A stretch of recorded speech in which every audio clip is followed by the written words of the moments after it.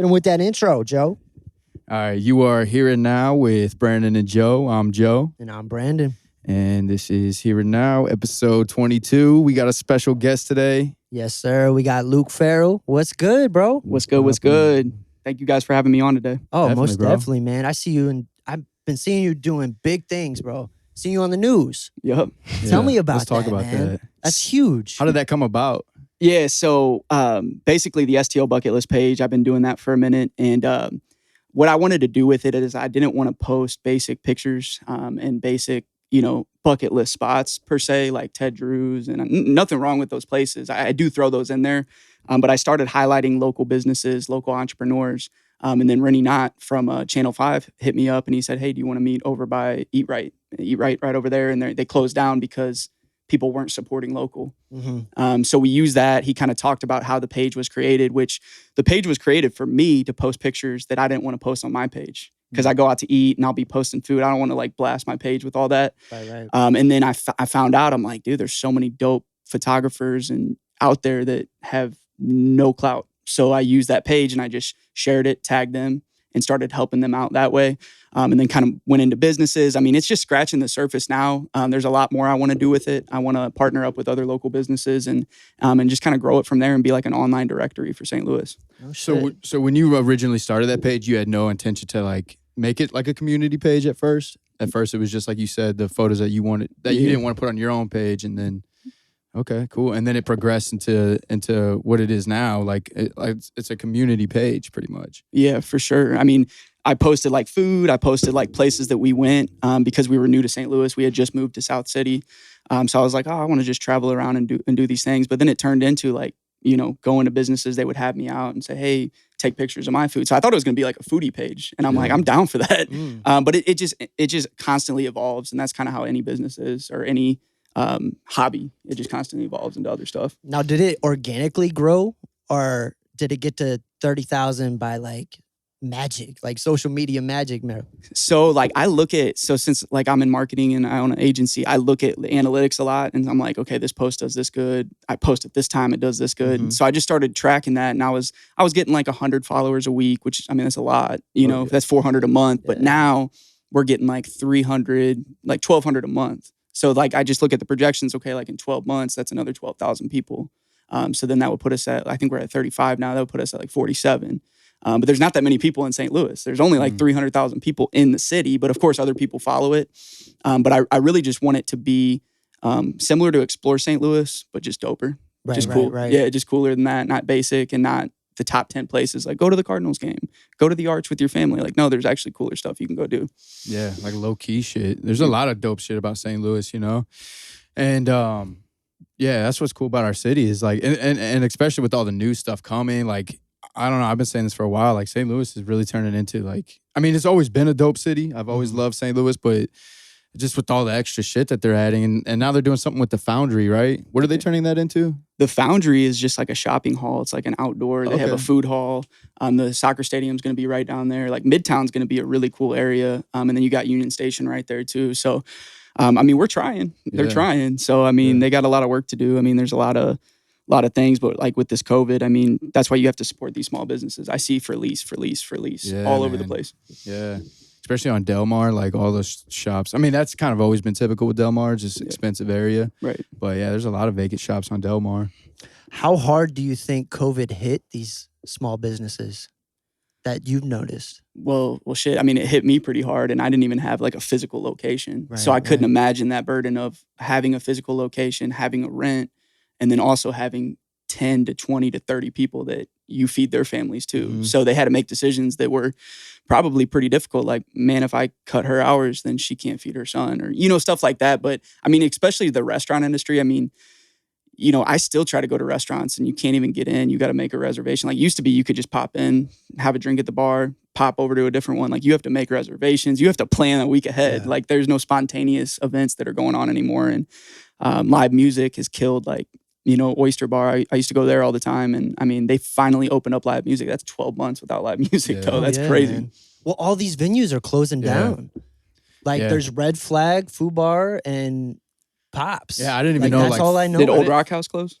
Are they closing? Oh, See, dude, I haven't heard even- about that one in a long time, man. They're a big one. Yeah. But like Firebird, I think somebody said that one closed down, and Yeah, my cousin was on last week, and he was Ready saying Room. like they got a show coming up in the future, sometime this year, and they're going to require a vaccination card to get in. And I heard Ticketmaster is going to be doing the same thing. So I Damn. wonder, how that's going to affect venues going forward too. Shit, that's crazy. Need to Weird get into times, man. need to get into the black market selling fake vaccine cards. yeah, that might be a new Yeah. thing. That's the bro. come up, bro. Like fake Come up. IDs back in the day. You gonna get the vaccine? I don't know. I'm Yeah. not. I haven't even really thought about it yet. I just like my girl said the same thing. So like we might, but it's just not a priority for me like it is for some Yeah. people. So Yeah. Yeah, I had an appointment today to get it, but I'm still thinking like, man, I just don't know yet. You know? yeah, It's just we like, wait it out. yeah. I'm healthy, so I'm not worried, but I am Yeah. worried about other people. So I mean, I do care about that, but I'll probably wait it out and kind of see the landscape of it. Well, let's get into Mango. Let's definitely get into that. So that stemmed from what? So did that come after Bucket List or before? No, so I've always been like infatuated with digital media. Like when I worked at other companies, I would always be like, yo, let me like handle your social media because your social media is trash. But like I never like thought it was an actual business. So I started the Bucket List page. I seen that how I could grow a page. And then I was like looking around. So like, I don't know if you guys do this, but like when we want to go somewhere to eat, we don't go to Yelp or Google. We like go to their Instagram page and we're like, oh, what do they got? What have they done recently? So then I would go to these places and be like, they haven't posted in like 6 months. So then I started the Bucket List page and then I stemmed that into, okay, let me use this page to reach out to other businesses. And I kind of used it as, look what I'm doing with this. Instead of like me just walking in there, they don't even know who I am. They see that I'm STL Bucket List or whatever. So they trust you a little bit more. And then you go in there and basically offer and be like, hey, for X amount of dollars a month, I'll manage your social media. And then basically just take care of it for you because that saves them time. And they know that when they wake up, there's a post already posted. So that's kind of how it started. I started with restaurants, but I figured out like I moved from restaurants to like home improvement companies, dentists, chiropractors, stuff that like bigger money sales because you only make so much from a restaurant, like for one plate. Now, have you worked with like any musicians or podcasts? I have not yet. No, I try to like stay away, but like from the individual business. Like real estate agents have asked me, and like I like working with like an owner of a company that has like people under them. So like if you own a roofing company and you have 10 salespeople, I want to work with the owner and help get leads and get appointments set for those salespeople because they have the budget. They have huge budgets for marketing. When you're working with like an individual person, like a real estate agent, they're like, dude, I have like $60 for marketing. There's only so much you can do as far as Facebook ads, or if you're doing Google ads, or even if you're just doing organic posting. Organic posting, it takes a long time to build traction. Yeah. So are you big into like sponsoring posts and stuff online? Yeah. That's like the two things we focus on. Like we do web design, and then we focus on social media management, which is just taking over their social media, managing the post for them. And then we do Facebook ads, so targeted ads on Facebook that run on Instagram and Facebook, and it basically just drives traffic to the website or to the process of putting their information in, and we give that information to the company. They call it, and they do it. They work with that information basically. So you focus on getting them leads, and then they take whatever they can with the leads and turn it into business, into a transaction or whatever. Yep. So if they spend $1,000, we want to get them, $20 per lead, so 50 leads, and then hopefully that they make 2,000. So we always want to be return on investment focused. So you spend 1,000, we want you to make 2,000 or 3,000 off that investment. So that's a good thing about marketing, because as long as you do that, you can work with people for a long time. There's no reason for them not to pay you. It's not like they're spending money because they're spending money. You got to spend money to make money, basically. Exactly. Now, what social media platforms have the best ROI? Facebook. Yeah, Facebook for the industries that I'm in, the home improvements, dental, chiropractors. It's just the most homeowners or most decision makers are on Facebook. Instagram is a little bit different. They're starting to be that way because like people that are 30, 35, 40 are now homeowners. They're starting to be on Instagram, but like your parents aren't probably on Instagram. My parents aren't even on Facebook, like stuff like that. So now Facebook has the most users and the most screen time. Like people are on Facebook all day long. And that's where you see the most ads at too. Yeah. You see ads every 2 posts on Facebook. Yeah. And you're right about that. Like it's kind of like the older generation that's on Facebook more. Like they're kind of the reason why I got off Facebook, and Instagram is more like the creatives, Yep. you know? So yeah, like a VSA ad doesn't really do well on Facebook, Mm. you know, but it does good on Instagram. Now, when you do ads, do you make it more visually appealing, or like what's the key to making a good ad? So I've noticed, like, I've done so many different tests. Like, we spent, like, last year I looked at like our ad spend, like between all the companies, and we spent over $10,000 in ad spend. So I'm like, okay, like that's a big enough sample size. Like when you do a small post for $20, you can't really get a good, you know, it gets engagement, but you're like, did I get a sale out of that? So you look at the money you spent, and I noticed that the video ads are 100%. If you have a good solid video, it's going to catch the people's attention. And you have a minute. You have a minute to sell, you know, your brand or sell your service. I mean, graphic ads do good, but sometimes like the weird ads that aren't even like visually graphic, some of them that just like look weird or bad, like people just stick on them. Like if we, let's say it's a roofing company, we'll put a picture up of just a horrible roof and just say, put an X through it and just say, click below to fix your roof. You know, like stuff like that. It's not even like you're a creator. You guys are creators. Like you wouldn't like put that on your brand, but it works. You know, sometimes it's like those commercials on like Geico commercials. Like they're not good, but they work. Geico kills it though. They do kill it. They're just hilarious. That's though. what I'm saying. They don't really like drive in the point of or like Liberty. what they're gonna do, but they fucking kill it as far as like being funny as well. Oh yeah. How important do you think? Like, do you encourage like the owners of these businesses to brand themselves? Yeah, I think personal brand is like the biggest thing right now. Like, and that's what I've been working towards just this year. Like I wrote it on my whiteboard. I said personal brand. Because once you build your personal brand, people come to you. They say, hey, I have an opportunity. Hey, I have this. They want to work with you, even though you have companies under your personal brand. So these owners of these companies, like they're mostly in their 50s, 60s, women or male. You have to be like, hey, you got to get on camera. Like I have a video guy. I was like, I'll have a video guy come here. You got to get on camera. They're uncomfortable with that. So you have to write a script. You have to say, and it could just be it's 1 minute. Explain your business and explain what you offer to local people. And then let's say they're in St. Charles. We target just St. Charles. And we say, hey, St. Charles, we're a local chiropractor in your neighborhood. We specialize in holistic, you know, whatever they specialize in, and just basically have a call to action and micro target, dude. That's what we do. I specialize in local. I haven't worked with anybody nationwide yet because I do like the idea of like, you can build a great business locally. You know, there's enough people, there's enough money to go around for everybody. So big time. Now, how much did having a background in sales prepare you for this? Everything. Like, Everything. Because if you could be the best digital marketer in the world, but if you can't go sell it to somebody, you'll never get a client. So I sold stuff before I knew how to do it. And then I went on YouTube and learned how to do it. So I would go in there because I would just go in there, no experience, and say, hey, this is what I can do for you. And then I'd go back home like, shit, I got to come through on this. Yeah. So then I had to go on YouTube, listen to all the gurus and all that. And then I figured it out. I mean, there's a lot of times I failed. But yeah, just jumping in before it's like sink or swim. You know, you're either going to figure it out or you're going to go back to your 9-to-5 job that you hate, you know? Yeah.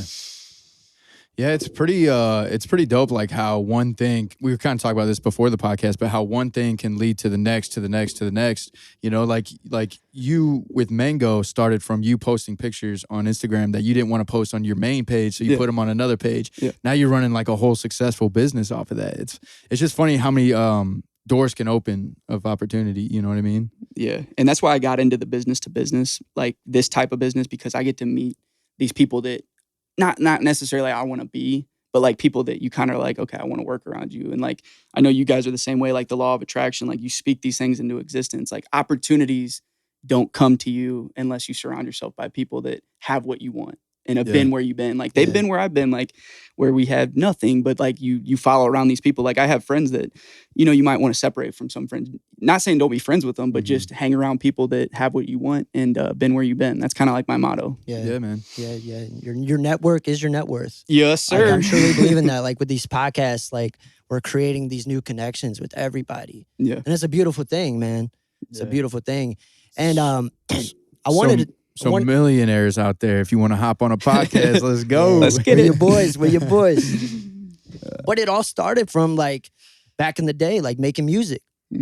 Like a lot of these connections, that's how we know each other. Right. You know, that's how I met like, you know, film legends and met like Nelly's producer all through music, you know? So it's funny how like, you don't know how life, like the people that you used to hang out with are do business with or whatever 10 years ago, they might come back full circle, Right. and you might need each other. Yeah. Like that's why it's like important not to like Burn bridges and downplay people, yeah. Right. because you never know, man. They might need you in the future. Absolutely. Most Yeah. definitely.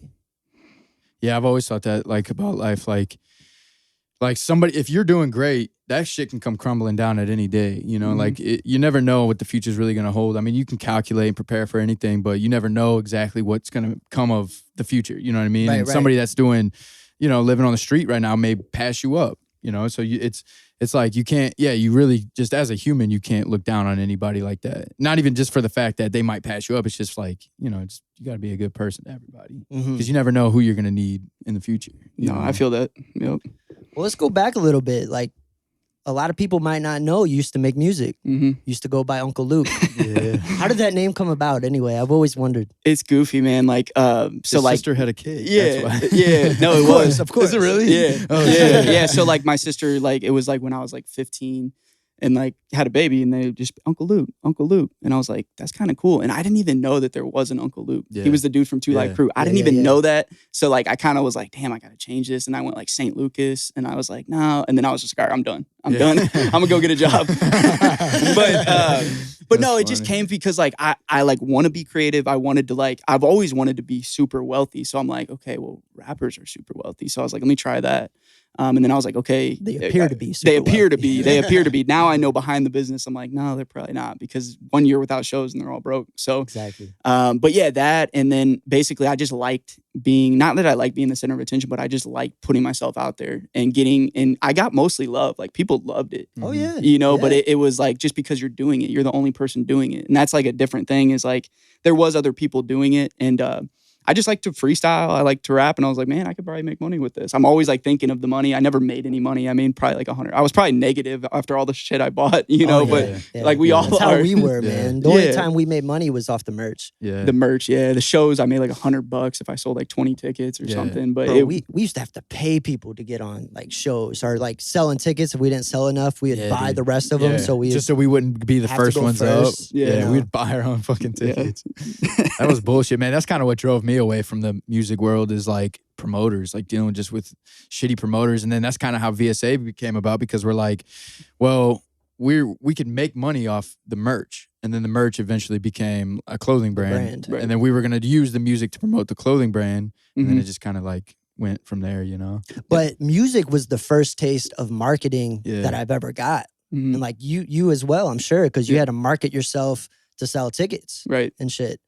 So like that was the first, like that's when I realized like how VSA is, like black and white. Like Mhm. that kind of like described us in a way. Right. Like just those are the colors that we resonated with. And that's just And it showed us network too. It showed us like how we need to reach out to producers and engineers and, you know, like build a network. oh you yeah, know? yeah. Now is there anything that you learned from back in the day that you apply now?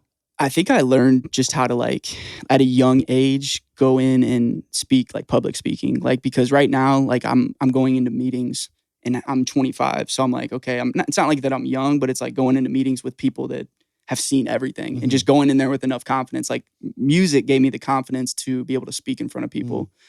Because a lot of times I would be like, man, I don't want to rap in front of these people, you know, or because I said, you know, this or this, like maybe I don't believe in that song or, you know, or something, but it sounds good. So it just gave me the confidence to walk into meetings and just talk in front of people. Because that's the biggest hurdle for some people, is their anxiety of going in somewhere and just asking for their business. Or Oh, just yeah. going and making an introduction, like, hey, Mr. Smith, or hey, you know, Mrs. Smith, like, nice to meet you guys. I do this. Let's sit down for a meeting. And being able to just go in there like you own the place. You know, no matter what you're wearing, I could be wearing a suit tomorrow. You know, I probably will be, you know, because it's Easter, but you just never know. You can switch around and kind of adapt with other people, because I have business owners that are super white collar, and then I have some that are super edgy, you know, but you have to not be fake, but morph with those people and be able to adjust. And same with music. Like you might be doing a show in front of some people. You might have your guitar guy out there doing some more stuff like that, rather than like a heavy metal show. You might be opening up for somebody else. 'Cause I know you guys did a lot of different stuff. Yeah. You can't go into a coffee shop and just start like, Yeah. you know, mosh Mosh pitting pitting and shit. Yeah. Smashing guitars and shit. although, You could. that'd be good content. Yeah, it'd be good for the vlog. Now, are you big into vlogs? No, I did like a Mango Monday where I just like I bought a course on like how to brand yourself, and basically they're like you have to get on video and I just put my phone up and just talked about what I did or what I do, and then just kept talking about it. That did help. I wanna eventually have the funds to have, like, I have a guy that does photos for me. He's a young kid. But I want to eventually be able to pay somebody to kind of follow me around. Yeah. I mean, it's That'd be expensive smart. just for content, but I feel like all these gurus, like they pull up in their nice car, and I don't want to do that, but I feel like that's how they're selling it. Right, They're not, right. maybe they're not like that, but they're like, I want people to know. And then they say, okay, this guy's killing it. He's got content. Like every day I'm posting a picture, like a, like a candid picture working, and then with a quote. Like I don't want to do that, but it's like you have to though. Oh, yeah. You have to build your personal brand. People forget about you if you don't put stuff up for a month. They're like, oh, he's probably not doing nothing, which is sad. Yeah, but yeah. you got to work in the dark. Top of mind, tip of tongue. That's what they Yes, say. sir. Yeah. Yeah. Look at Gary V. I mean, Well, that dude, dude. He's got that's a how I squad. became He's the dude. He's the dude to like replica after. You know what I mean? Yeah. Like, Well, the first to people model that I after. seen do it was like Wiz Khalifa and Currency. Yeah. And this was 10, 11, 12 years ago. I never seen vlogs, but that's what made me become a fan of them. Because Yeah. I felt like I knew them. Yeah. Because I seen them behind the scenes. What were they called? I used to watch them all Day the to time. day? Yeah, Day day to to days. day. I used to Day watch. days. I was like, dude, their life is so cool. And I'm like sitting in like Dardian Prairie. I'm Yeah. like watching them just like blowing trees. Just Oh, yeah. Before we even knew that was a vlog, that's what we used to watch. You know, Yeah. like that's like our first people to watch. I'm you know? such a behind the scenes guy. Like I Yeah. love that. Like, if you Yeah. did vlogs, I'd watch every single one because Yeah. I love to see What goes on. what happens Yeah. behind the scenes. You know. Yeah, that's what I liked meetings about and- you guys. That's what I was drawn to your content. I'm like, dude, their photos are sick. Like the film you use, like the whole vibe is kind of like what I like. So I was like, dude, like that's important with especially this industry. You have to do something different than other Yeah. people. Like everybody has this basic intro song, and then they have an ad, and then they just have a video. Like you Yeah. guys cut it, like just the edits you do, and like the people you have on kind of portray the vibe that you want to get to. Yeah, definitely. And I think you got to just be genuine too. Like with my photos, like it's just shit I want to take photos of. You know, it's not like I'm not trying to like force photos or anything like that. Like if you look at my Instagram, that's my life. You know what I mean? Like the people I hang out with are all my Instagram. It's only like Brandon, my dog, fucking my girl. Yeah. But you know what I mean? So like, and and then like candid shots. Like I love getting shots that are just like behind the scenes, just people like in their natural habitat. Right. You know? I love Or those too. Just being themselves, you know? One thing about you, man, I've always known you as this optimistic dude. Mhm. Like, have you always been that way? Or is it like a muscle that you are constantly strengthening? So a lot of people ask me this, and like I'm like, that's like a really good question. So when I was 16, I worked at that door-to-door Midtown, Mhm. and they used to like give us tapes to like get your mindset, because that was a job where it was Oh like shit. it was a job where you get 99% rejection. So you have to like learn to be like, that next no is coming, speak it. And they taught me the law of attraction when I was 16. Dude, that's so dope. So it was cool. Like I'm forever grateful for them. That kind of catapulted me. And I kind of started out like, you're door knocking right now. This is the hardest job in the world. Mhm. So then everything else from there. And then I did phone sales, which is like the second hardest job in the world. So it kind of just made everything else easier. Like anything else is easier, but speaking it into existence, the law of attraction, like attracting, like there's a Russ song that I like. And he's like, he said, I've been saying I was rich ever since I was broke. Mhm. You know, he said, that's not a McLaren, that's a Nissan.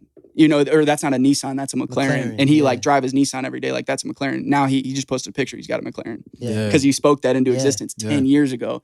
And I'm not a material, like I don't need the nicest car, but I want to speak freedom. Like I have a 5-year plan. Like in 5 years, I want to be able to do stuff that I'm passionate about. You got to do stuff you're not passionate about for a while. And then you can set yourself up and be like, okay, well, now I can actually work on projects I like. Like maybe I don't want to market for a dental office, or maybe I don't want to do this. Maybe I want to work with nonprofits and try to help like stuff that are actually making a difference. So, but yeah, you have to teach yourself that every day, because I do get negative and I do, try to, but every day I'm just like, oh, it'll get better. Can't get any worse from here, you know? Yeah. It's definitely a muscle you got to keep on strengthening, man, because like I've been doing this, I've been waking up and doing like a 20-minute guided meditation. Okay. And then right after the meditation, I've been journaling like what I want to manifest into my life. Yes. And that has been a game changer for me, man. It's Yeah. it's like priming me to be the person that I need to be to accomplish the things that I want to get done. Yeah.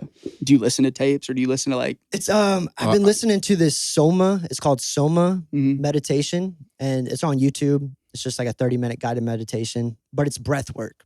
Right.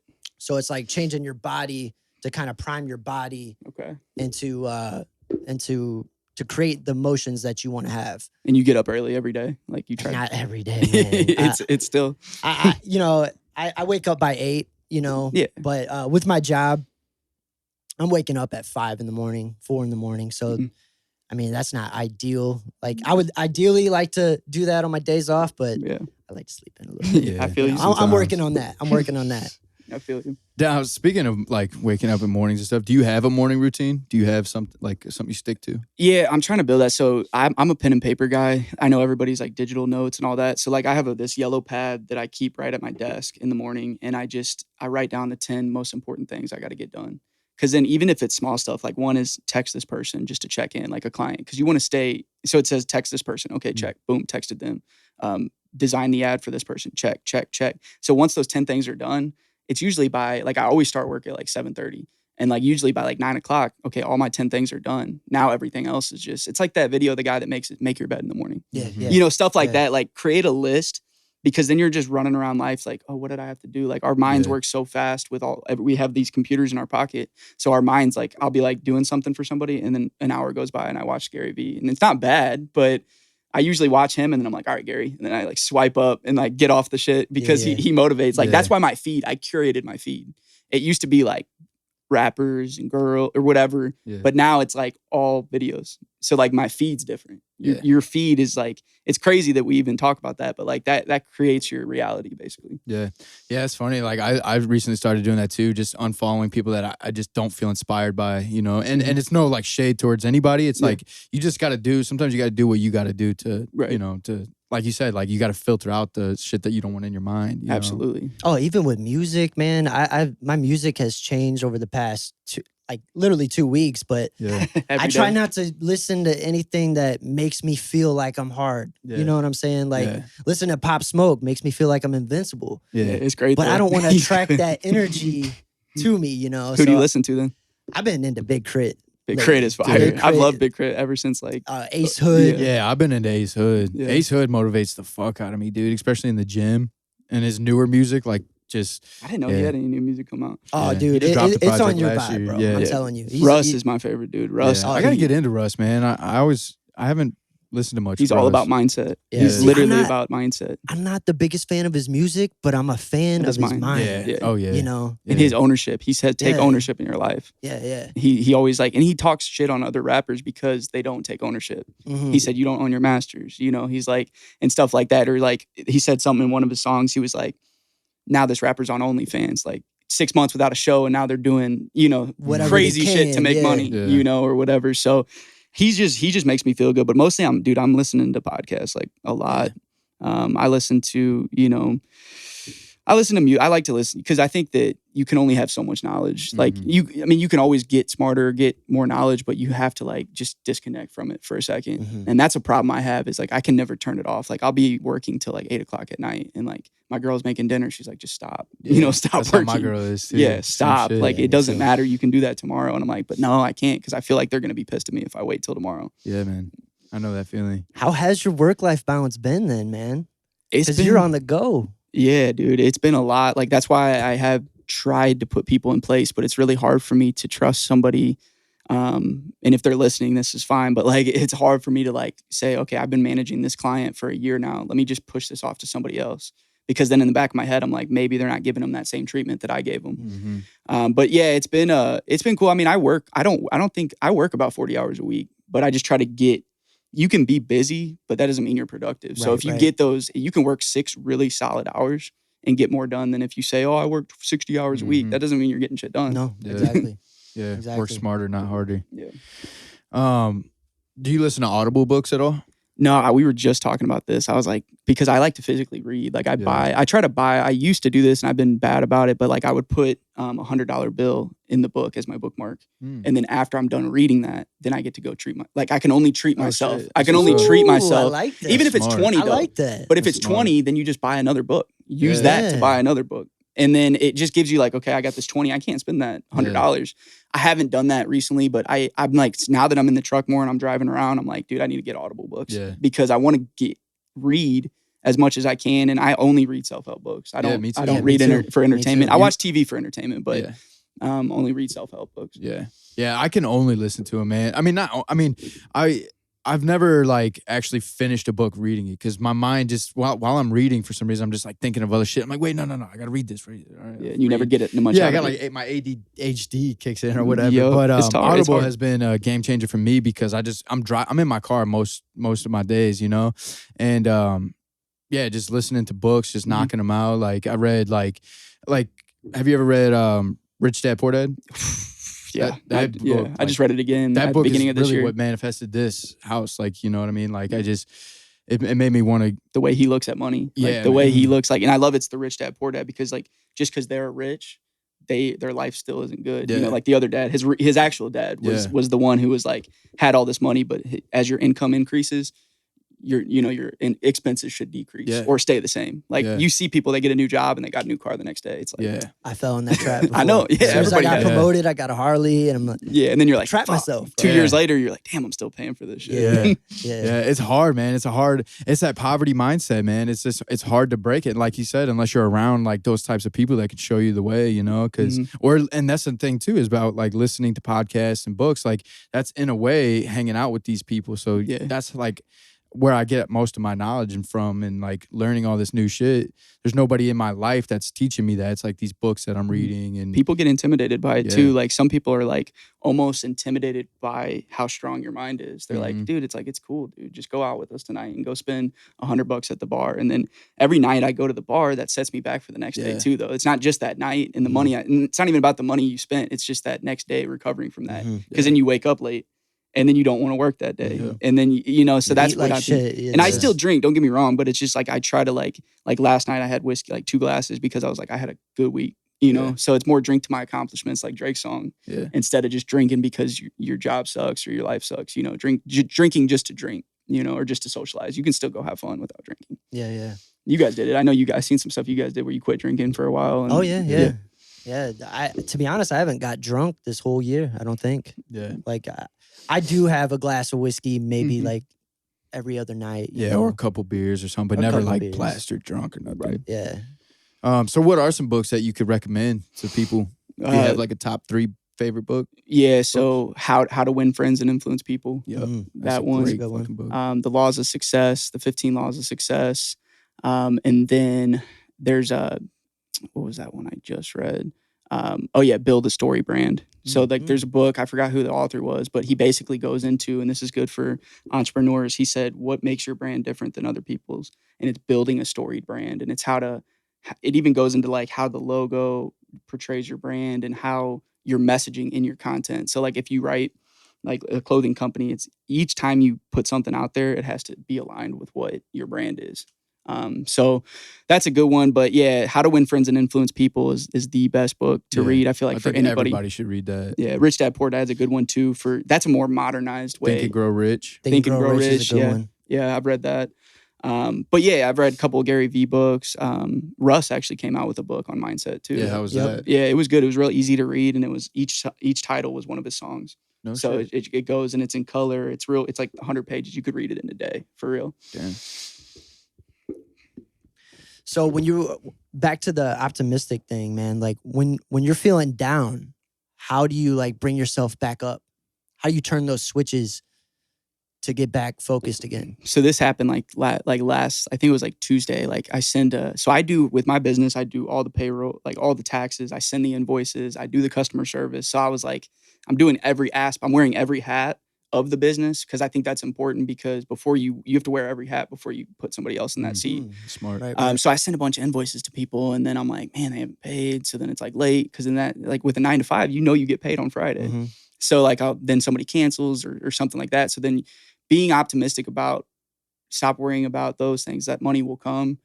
Just focus on getting the next client or focus on putting the next brick in. So it's like, to build a house, you got to set the bricks. You got to lay the foundation. So each day I try to reach out to somebody and just check in and be like, hey, I know we talked 6 months ago. Just do one thing that gets you one step ahead of the game. Just like with your podcast, like, man, we got to reach out to people. We got to get people set up. Cause sometimes it's like, man, we don't have anybody. We got to hurry up and try to get somebody on, but just put a focus into putting bricks down and laying the foundation. And I always say, I write it down, consistently be consistent. I write that down every single day. Yeah. You know, just consistently be consistent, because it's like, without consistency, you know, and even with this, you didn't think you would be here, but you're being consistent. It's every 2 weeks or every week, however often you put it out. But yeah, I just look at my life, like I could be, you know, a lot of lower places than I am now. So I just look at it and be like, dude, I'm grateful I get to work for myself. That was always a goal of mine, to be like, to create your own job, basically. Yeah.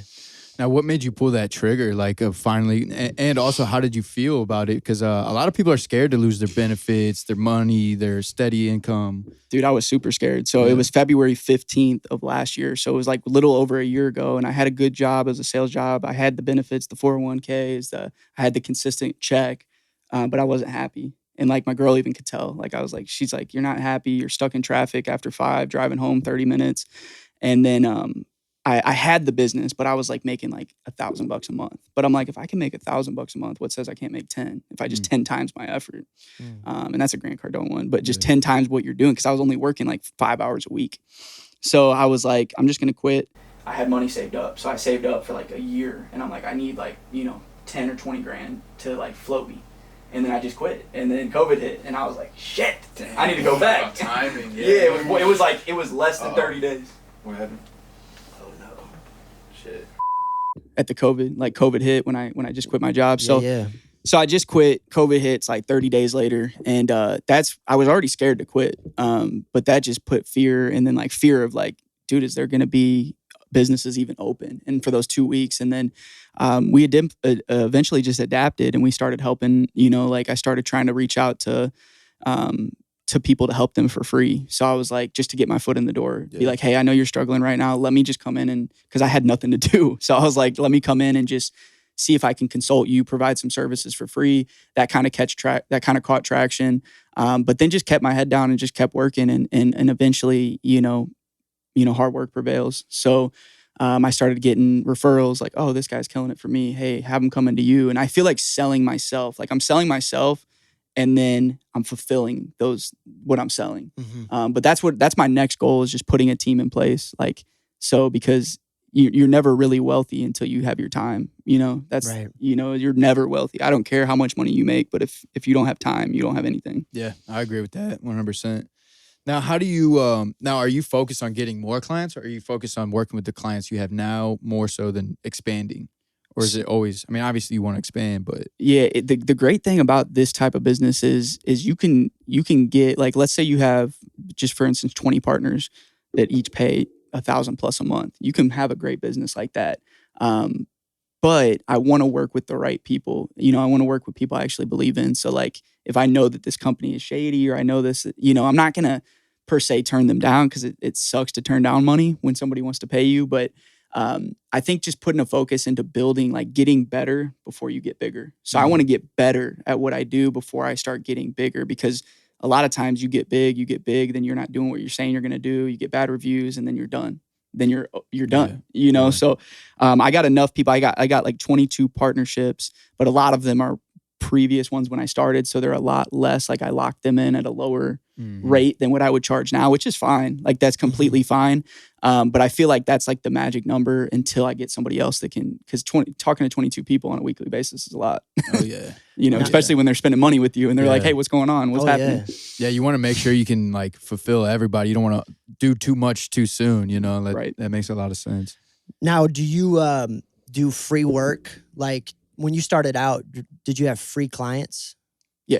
Yeah. So the first client I had was my buddy's mom. She owns like a bed and breakfast in Herman. I just wanted to see if I could do it, because if I can do it with them, then I can show them those results. Like, hey, we grew her account by 50%. She had this many more bookings. This is what we can do for you. So I worked with them. My mom owns a blinds and shutter business. So I did some stuff for her. But then my first client was out in Herman, Missouri. It was like a brewery.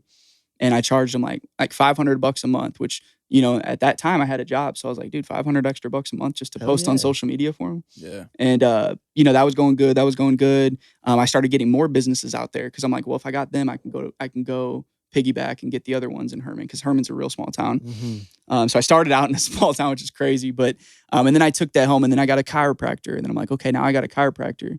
maybe I can get other chiropractors. You know, you just show what you can do for some people. And it's just fun for me, dude, like being able to go in there and like hear these people like, dude, you grew our company. You did this for our company. But yeah, I mean, I did a lot of free work. I still do a lot of free work. I feel like I should charge by the hour instead of that flat rate. Cause sometimes I'll be like, dude, I've been working on this project for hellas. Right. You know, but I always want to make sure it's perfect. And I'm a novice at all of it, like graphic design and all that. I just, you know, I used Canva. I just used anything to just make it look good, you know, and I'm not even a good graphic designer, but you just learn like with businesses, you don't have to do anything crazy. It's not like a album cover. You just have to throw their logo in the corner and make the image look good. And that's it. You know, there's nothing to it. It's just being consistent, just being able to post. Cause sometimes they're like, dude, you haven't posted in 3 days. And I'm like, shit, forgot, you know, and then I'm going in there like trying extra hard to fulfill them. Right. Now, how do you get the aesthetic right for each brand? Like, do you just interview them and like get a feel for it? Like how would you go about like somebody that doesn't even have a social media account and you're trying to promote their business? So I go to them and we sit down. So like, for instance, like a real life example is a jewelry store. And they're like my favorite. They're awesome, but they've been around 50 years and he used radio and TV and he like spent like $50,000-$60,000 a year on radio, which is a lot of money for radio. And I'm like, bro, do you know who listens to the radio? So I went in there and I basically said, who's your ideal client? And he said, engagement rings. And I'm like, okay, well, do you think people that are buying engagement rings are listening to Joy FM?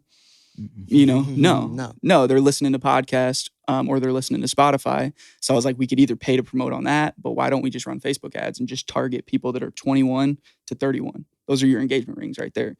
So we started doing that. And then I basically, I don't want to take away from their brand though. So like their brand is like 50 years in business, clean cut, professional, faith-based. They're like a faith-based jewelry store. So like you don't want to do anything too different with them, but you basically just find out what their ideal client is. And then you create content that attracts those ideal clients. So you went all out for them, man, because you proposed. I actually bought my ring from there before I even had them as a client. I bought my ring and then I'm like, wait, I just spent a lot of money with them. Let me go back there and show face again and be like, hey, thanks for the ring. By the way, here's my card. This is actually what I do. I noticed you guys haven't posted on Facebook in a long time. Oh, shit. And he's like, I'll go to lunch. He's 90, dude. He's like, I'll go to lunch with you. And to open up a 90-year-old on the power of social media, that made me feel good. And now we're like buddies. Like he wants to go golfing, like stuff like that. Those are the connections you meet. Yeah. Is those golfing meetings. I've never thought I would do it, dude. I never thought I would go have a happy hour beer with like some business owner. It's crazy. That's fucking awesome. But it's cool. It's cool. And I like learning from them because I can learn something different from each one. Oh, most definitely. Of how they built their business. And every one of them had setbacks, you know. But yeah, I proposed like with that. And then I was like, man, I need to go back there. Yeah. So I went back there. Yeah, I spent enough money with this guy. I'm like, I need to get that back. That's what I said. That's hilarious. Talk about your girl, like always, like thinking your mind is always on work. Yeah. You fucking go propose and wait, I could be making money with this. Yeah. Like even during the proposal. That's what she said though. She's like, were they your client? Was that just a business meeting? I'm like, no, it was for real. Like honest to God though, like it was like, I wanted to get this done. Not like I wanted to get this done, but I wanted to like move on and like go to the next step of my life. So I was like, I need to do this because she just helps me. She's a teacher. So like teachers are just like a different type of person. Like they're just the compassion and like the care that they have for everybody. But like she's the number one reason why I'm even like this successful because she just keeps me humble. She's like, don't, like I did the news interview and I was like trying to like, I was all happy about it. She's like, just be humble, you know, like just don't get too excited about it because people can see that. So like she does that. I mean, she keeps me grounded, but also she's like, you need to work. Like we'll be driving down the highway. She like sees a truck, like an HVAC company. And she's like, takes a picture of it, sends it to me. She's like, call them, you know, like stuff like that. Like she's always looking, but she wants, you know, I tell her this life that I want. I'm like, I want this amazing life, but I have to put the work in now. That's the thing. Like we have to sacrifice. She understands that. She does, but it's still, like you still need to find the time. And that's one thing I'm not good at right now, dude. And that's the thing that I have to work on because if your marriage isn't right or your home life's not right, then nothing's right. Nothing's going to be right. Yeah. So well, congratulations, first of all. Thank you. That's big. Yeah. And congratulations on getting a ride or die type of girl. Yes. Yeah. Yes, sir. That seems very rare nowadays. Yeah. So I applaud that. I applaud that, man. Now, I'm curious myself. Walk us through your first time walking into a business and trying to sell yourself to get them to for you to promote them? Dude, I was so scared. Like, I was shaking. I put it together a huge PowerPoint presentation, like some cheesy, like come into your business with a PowerPoint, but it worked. I mean, it was good. Me, my girl, my sister were over, and I was like sitting here with the presentation, and I was practicing, just like you were going to like do a big interview. So I was practicing. I went in there. I didn't know what to charge. So I looked up on Google. And I looked, Google is never right. Google is either too low or too high. So I charged him, I was like, it's $1,000. I'll manage all your social media profiles. And he's like, I can't do that. But dude, it was just nerve wracking. But I bought the business cards. I had the blazer, I faked it, dude. I faked it and said like, I faked it till I made it. And that's what I continue to do. And I know that sounds weird, but like, believe who you are before you even are that. So like I just walked in there, and then now I can just talk about it. Now I don't even have to prepare for meetings. And Matt McConaughey, I read his book, Greenlight, and he was like, he would prepare so much that you don't even have to think. Once you don't think, that's when you know that you're never an expert, but that's when you know that you're fully able to do whatever you want to do. So prepare hard enough. Like anything you do, like you have all the questions down. You don't just come in here blind, but you freestyle it after, but you have those questions because exactly. Because I haven't seen you guys look at them once. Exactly. I haven't even asked like one of the questions, but they're there just in case, just in case if there's like a dull moment or something, you know? Yeah. But that's key. I mean, preparation is key. Even that's another thing I've learned from music, dude. Like performing, like we had to rehearse performing. Otherwise, if we didn't rehearse, dude, it was a shit show, you know? Yeah, without that, man, I wouldn't have the confidence to do shows, like without the rehearsals. And even with our podcast, man, we tried to wing podcasts. Like we don't even know what we're going to talk about. We just hit play and let's go. Yeah. Back before guests and all that. Yeah. So, which is organic though. That's cool though. I like the raw stuff, but you have to have a basis. And then it never works out. The script never works. No.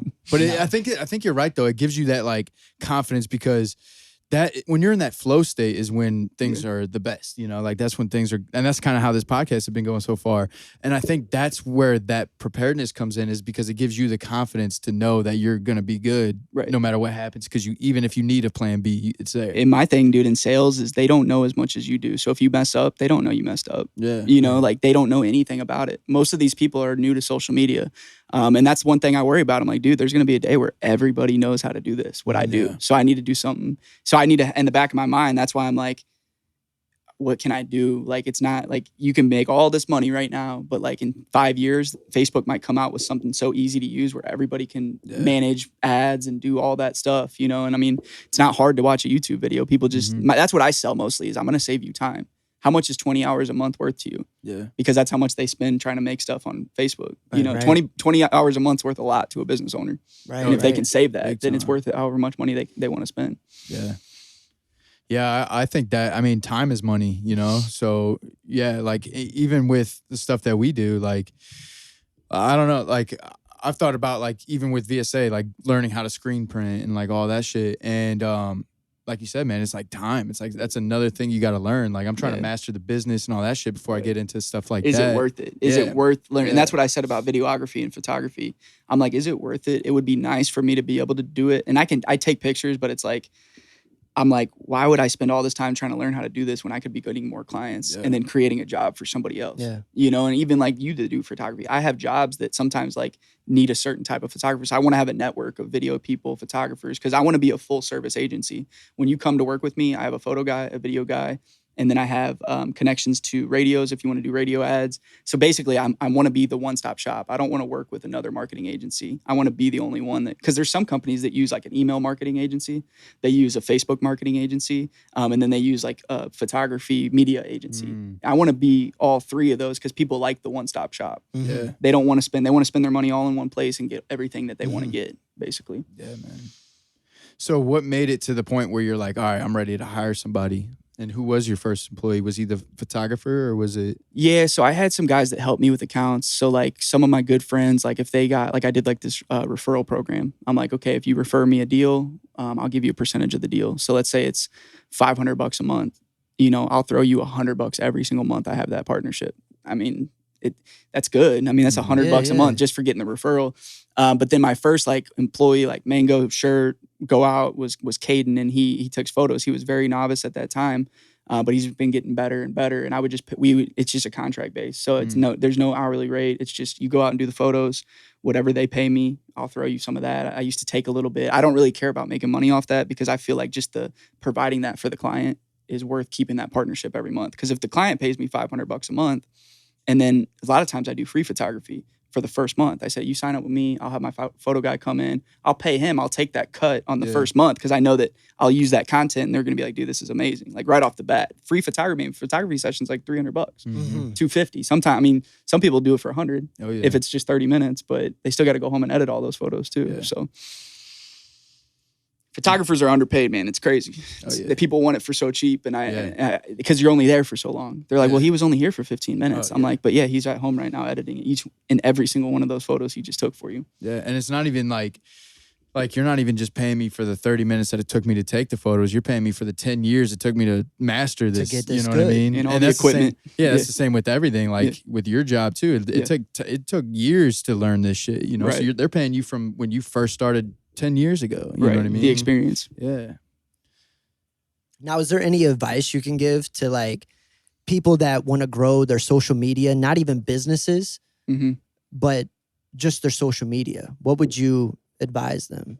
I would say like one of the big things I say is interact with other accounts, and it not even being a fanboy or anything, but just like, and I noticed you've been doing it to me lately. Like you've been like the hands or like just interact with people because then they're like, dude, like this dude's like, like you're fucking with me from a distance. You know, like you're fucking with those people. So interacting with other people, being consistent. Hashtags work, man, but hashtags are getting dried up on there. I use very local ones. Like at STL photographer, but that one is even getting like stuff like that's even getting crazy. But tagging other accounts in there, getting them to share it. But I'm still worried, like my personal brand, dude, I can't get that many followers. I just don't know. Like I'm trying to post really good content. Like I might start doing motivational quotes, but then people think that's corny, you know, like stuff like that. Like I don't know. But I know for businesses, the first thing that I do when I get a business, if you see those giveaways I do on STL Bucket List, I do a giveaway with that business and they get like 500 followers right off the bat. Because I say tag free shit. Like we'll do one with BSA. Like if you want to give away a shirt and a hat, you're gonna get hella followers because people just tag and like and follow. And then I schedule the post, so I'll do one at like 5 a.m. because it's the first post. I'll schedule it the night before, and it schedules for 5 a.m. because the first time people open their phone is when they're about get out of the shower, they open their phone, and then boom, that business is right there. So scheduling timing, like lunchtime's a good time to post. But just being consistent. Like if like I try to post like for businesses at least 5 times a week, you know, at least Monday through Friday. And if it's a weekend style business, I might post on Sunday too. Yeah. I need to get into that, man. The algorithms of the social medias, man, because I just wake up and I'm like, I feel like posting today, so I'm gonna post. I draft stuff, dude. I got drafts. You gotta be strategic, man, because you're right. Consistency is key. Yeah, you can literally click on like analytics and see what day most people are on and what time they're on the most. But yeah, I'm that same way, dude. I like sometimes I'll just get this feeling like I just want to post. Yeah, like, all right, fuck it, I'll post it. Yeah, you know. Sometimes I don't always look at the analytics. Yeah, you just post to post. Like I like just posting. Like I don't care. Like some of the things I think is so cool. Like that news interview, I was like, dude, that's so cool, and it's like got the least amount of likes. But then I post like, and that this is one thing that is in my mind every day. Like I'll go on LinkedIn or Facebook, and like somebody's like, I got a new job or I got promoted, and like they get like 400 likes, and then it's like me, like, hey, I'm starting my business. I would love referrals. I would love to get help. You know, start it out, and it got like 8 likes. And I'm like, what the hell? But then I like post like me and my girl, and it's like, but that's fine. Like people like that content, but it's like, why don't people have the same energy to entrepreneurs than they do as people that work for somebody else? Because you can put in so much work for a company and they can let you go with nothing. Oh yeah. I'd rather lose that on my own terms. I'd rather lose my whole company than have somebody take my job away from me. Yeah, that's kind of how I this COVID time proved that, man. I know so many bartenders that lost their job. Temporarily or whatever, but they struggled to make ends meet. Absolutely. Yeah, what do you think that is, though? Because that is a good point. I see that all the time. Like, oh, I just got a promotion at Deerbergs or whatever, and then they fucking get a lot of likes. And then, like you said, somebody says they started a business. Do you think it's because it's become, like, oversaturated? Like, people are like, well, let's see if you really started a business. Like, they want to see you progress. Because I've noticed that, like, when you first start, like they kind of ignore you. People ignore you. There's actually a quote I actually wrote down. Let me read it real quick. First they ignore you, then they laugh at you, then they fight you, then you win. Yeah. You know? So it kind of goes like that. Like like they'll ignore you at first and when in the beginning, and then they'll hate you too. That's a big part of it too. Like they'll start to like, oh, fuck that dude. That dude ain't gonna do shit. And then you win, and they're like, oh, I was down since day one, bro. You know what I mean? I think it is, dude. I think it's like because everybody deep down wants to do something. Yeah. Like they want to have their own business. Like that's the American dream, is having your own business. But I feel like people get in this comfortable state where they say, okay, I'm comfortable with my $1,000 a week, which there's nothing wrong with that.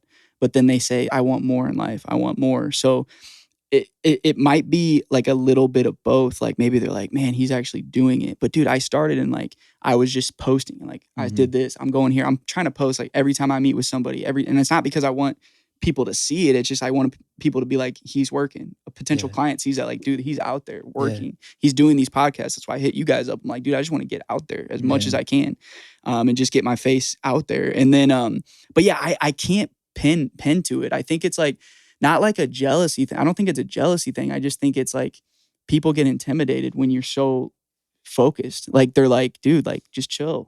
And I'm like, no, dude, it's all gas, no brakes, like all the time. There's going to be a point where I'm 35 or 30 or 40 where I'm like, I'm glad that I didn't go out that night. And I'm glad that I've been eating healthy or trying to go to the gym, and I struggle with all of that. But you just have to keep telling yourself, like, get mad at yourself.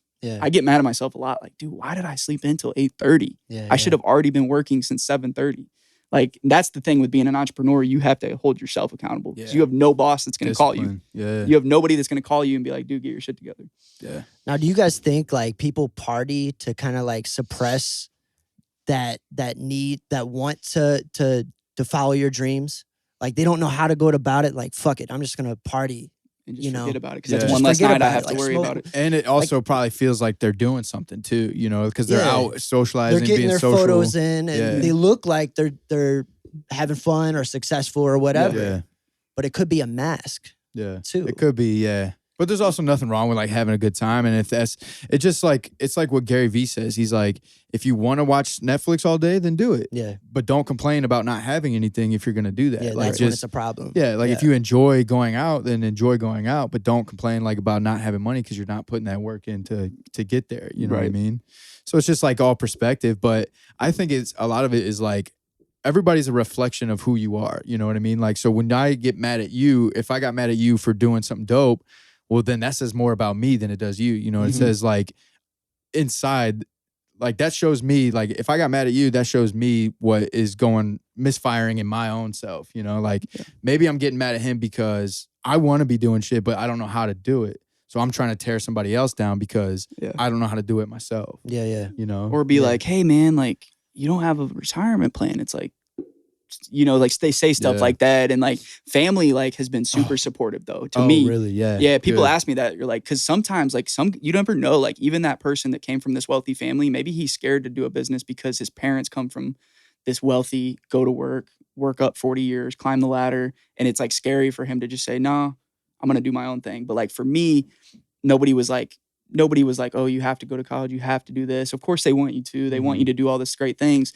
But then it was just like that's a big factor too, is family, relationship. Like you're like it was hard to tell my girl like, hey, I'm gonna quit my job.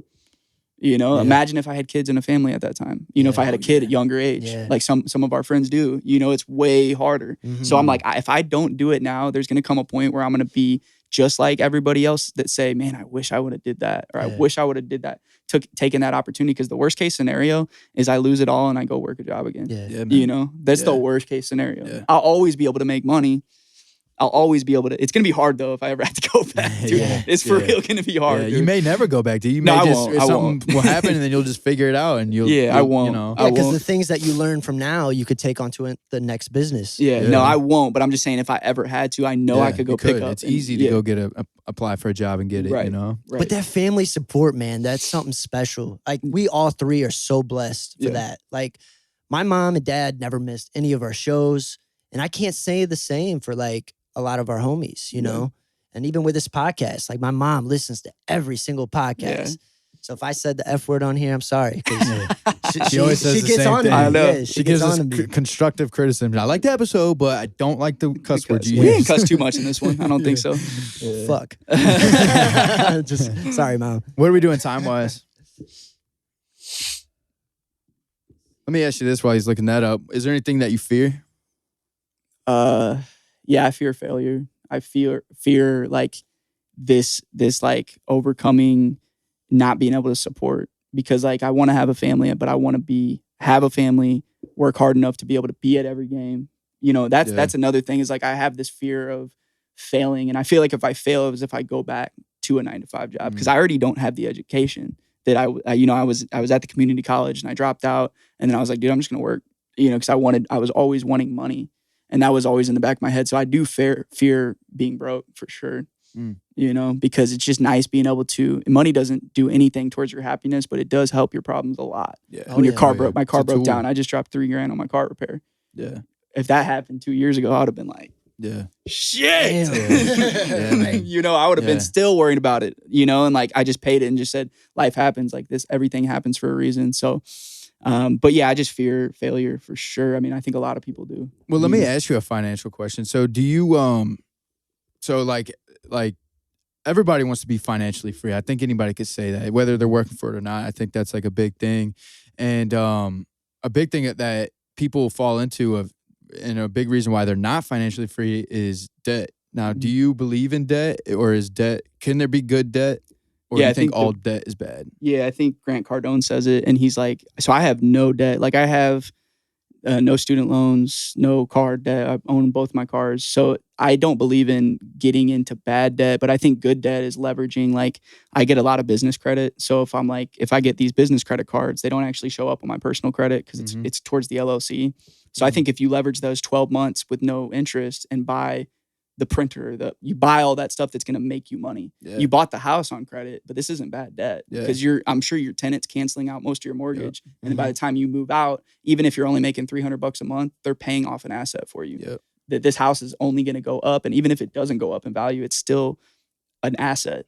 But yeah, I do not believe in bad debt. Like I don't even believe in financing cars, dude. I was like, if you can't buy it cash, then you know, I'd rather have my truck. Like I paid cash for that, but it's just like it's an 05. I could go lease a 2020, but it's like then I'm paying for it, you know. And I don't want to have any bills, bad debt, you know. But yeah, I think there is good debt though. And real estate, is that something that I really want to get in? I want to crack into that soon. Yeah, man. There's a lot you can do with real estate. There's so many options. There's so many like doors for real estate, you know, like buying and flipping houses or duplexes or 4 families, you know. Airbnb, like there's so many options. Yeah. It's the rental life. I want forever income. I'm not ever excited about a big check. Like I'll get let's say a $5,000 check. Like, oh yeah, that's nice. But I'd rather have $500 a month for the next 5 years. Yeah. I always could. That's why I like the marketing, because it's not like I do a gig for them. We never do. Everything we do is a partnership. So everything we do is I'm going to work with you as long as we're doing good. I've had people cancel, of course, but if you stack up as many, it's just like rental properties. Each client is a rental. Not a rental, but each client is $200 extra a month, $500 extra a month. It builds up quick. Oh yeah. It builds up really quick. Hell yeah, man. All right, cool. Was there anything else that you wanted to? Oh yeah, one last thing, man. How did you come up with Mango? Oh my goodness. So the Mango. So I'm looking here. I started managing an account under I was like, what should I name my agency? Because I actually started the agency, the LLC, because of something I read. Like, dude, you can stuff all your stuff you buy on it. So I did it for a tax thing. I'm like, dude, if I just start an LLC, you know, and that's what everybody says, like have your LLC and run stuff through it. So I just was like, okay, what should I do? I'm like, Farrell marketing. I'm like, no, that's whack. And I was looking at my iPhone and I was like, Apple.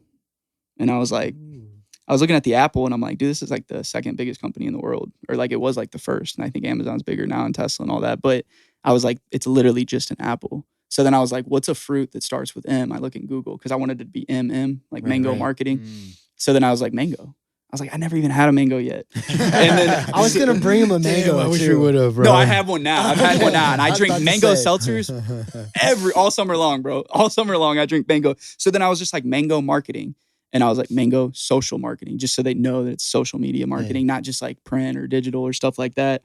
But then I want to eventually do I think mango is it has no meaning, but then I came up with organic, fresh content. You know, something like Ooh, that. Like yeah. something like that. Mango made it. I always do that if it's a website we did. I'm like, hashtag Mango made it. Yeah. And then like Mango, like I told the photo dude, I'm like, dude, I'll set you up an LLC called Mango Media. You know, like businesses inside of businesses. Yeah. Because each business you start, you can take a loss for a couple of years on that business and you can use that as tax deductible. Same with real estate, like stuffing your money that you make right into real estate. But yeah, dude, that's the craziest story though. Like Mango, it has no meaning, but it's better than like Farrell marketing. I feel like it's something if I ever wanted to sell it at one point, it's scalable. Yeah. You know, it's it would be cool to have your name on there, but I don't want it to be that because I don't want it to be my company. I want it to work for the clients. Right. Yeah, that's actually really good, man. Mango is actually really good. Yeah. I like that. I love the mango too, Yeah. dude. Like, Yeah, dude. Yeah, it looks fresh. It looks, tasty. yeah. And even if you break the word down, it's go. Like I've never even thought of it that, but like I could do different stuff with it. I'm trying to I like the colors. I like orange and black. I like orange, black, and green. Those are kind of good. But there's other stuff like that I like want to do with it. It's just, I just want to just call it Mango, period. But that you have to be big. You know, those companies that just have the one word. Yeah. But like if I had an office, it would just be like lowercase Mango, period. Yeah. That would be fire. That'd be dope. Yeah. That'd And be like dope. a white off, all white, which is orange accents. Like Yeah. that's like the goal. My next goal is an office, but it's just like you don't need one. Yeah. It's no reason to have that overhead. Yeah, man. If you don't need it, you can run your business out of your house. Yeah, it would be cool because I thought about that with like VSA, like having a store, but it's like it's so unnecessary because you got more rent, like all that when you could do Then it your all shirts have to be online. higher. You have to pay. Yeah, Well, like eventually, I mean, yeah, when you're making that type of money. yeah. Oh yeah, it's Definitely. dope. Like Arch Apparel's got those pop ups, and then like Yeah. Series 6 is another company. They have them, but yeah, I'm sure that they have like they're like, dude, this rent's. I mean, especially in the places that they're at, you know, and stuff like that. So Yeah, hell yeah, man. Hell yeah, bro. Cool. Well, episode 22 in the books. Where can everybody find you at? So you guys can find me at my business account at Mango Social Marketing or at STL Bucket List on Instagram, or you can just catch up with my personal profile at Lucas Wayne Farrell. Hell yeah. Yes, sir. Yeah, Yes, let's sir. go. Like and subscribe on YouTube. Hell yeah. Hit that subscribe button. Hit it. Subscribe, bitch.